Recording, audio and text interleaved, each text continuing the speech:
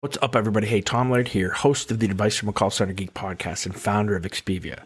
For exceptional contact center outsourcing, trust Expedia. We're fully AI-driven, as all of you know, and can handle voice, email, chat, and all of your digital channels. Our 600-seat USA contact center is expert in healthcare, financial services, insurance, tech support, retail, and more. Experts on the NICE CX1 platform, we ensure seamless customer experiences. DM me or visit expediausa.com for more. Hey guys, I'm not even going to give the full intro to the podcast. This is kind of like a mini pod, but wanted to give my thoughts on the announcement today that NICE has purchased LiveVox and some of the impact that I think this will have. If you go on LinkedIn, there's some negativity towards this and a little bit of FUD towards it, which I think is just probably natural from what everybody kind of is an initial reaction to really anything that's a little bit new. There's a lot of talk on how there's a lot of consolidation happening in the space, and this is kind of maybe one of the first dominoes to fall. But I don't think I'm getting that deep with it. You know, if you notice, there's some, on the press release, it says NICE to acquire LiveVox, revolutionize how organizations manage proactive outreach with the power of conversational AI at scale.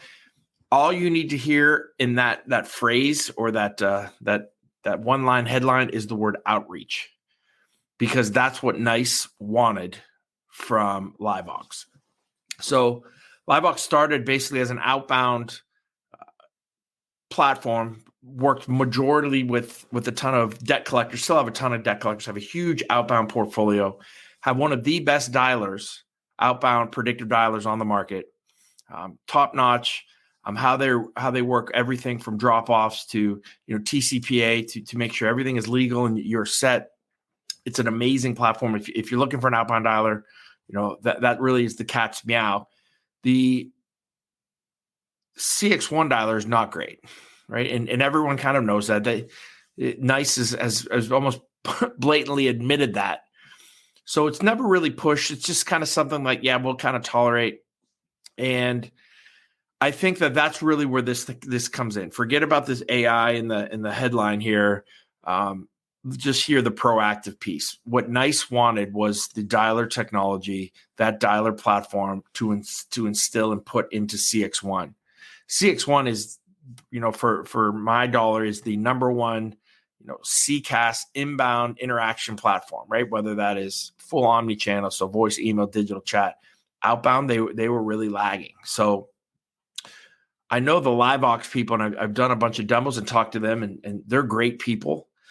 But their inbound platform just was not up to snuff, was not close to the Genesis and the 5.9s and the CX1s and the NICE CX1s.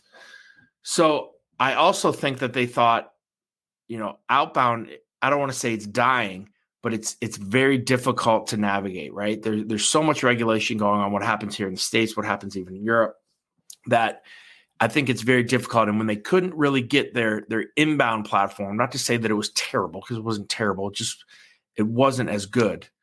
When they couldn't get that to really catch on, and they noticed that outbound was still kind of their baby, I think that this was a natural thing to do, to take, to sell out for $350 million. It seems relatively inexpensive to me based on the portfolio that I know that LiveVox have. So I think this is kind of, both companies have weaknesses, and the strengths of each organization kind of just was the perfect fit.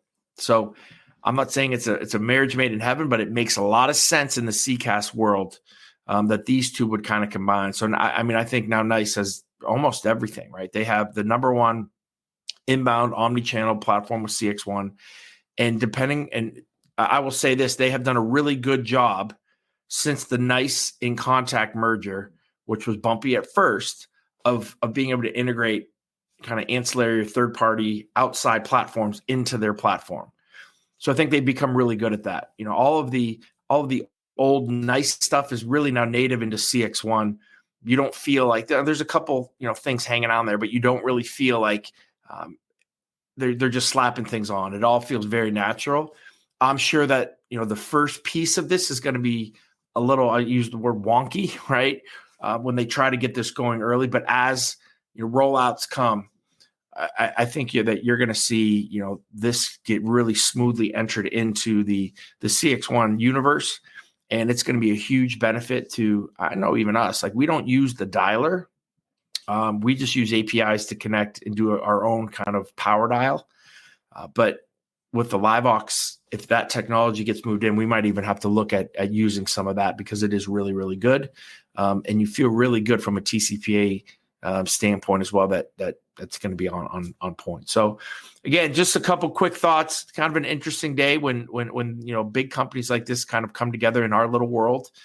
So just wanted to give my 2 cents. Love to hear what you guys think in any of the comments. But yeah, NICE acquires LiveVox.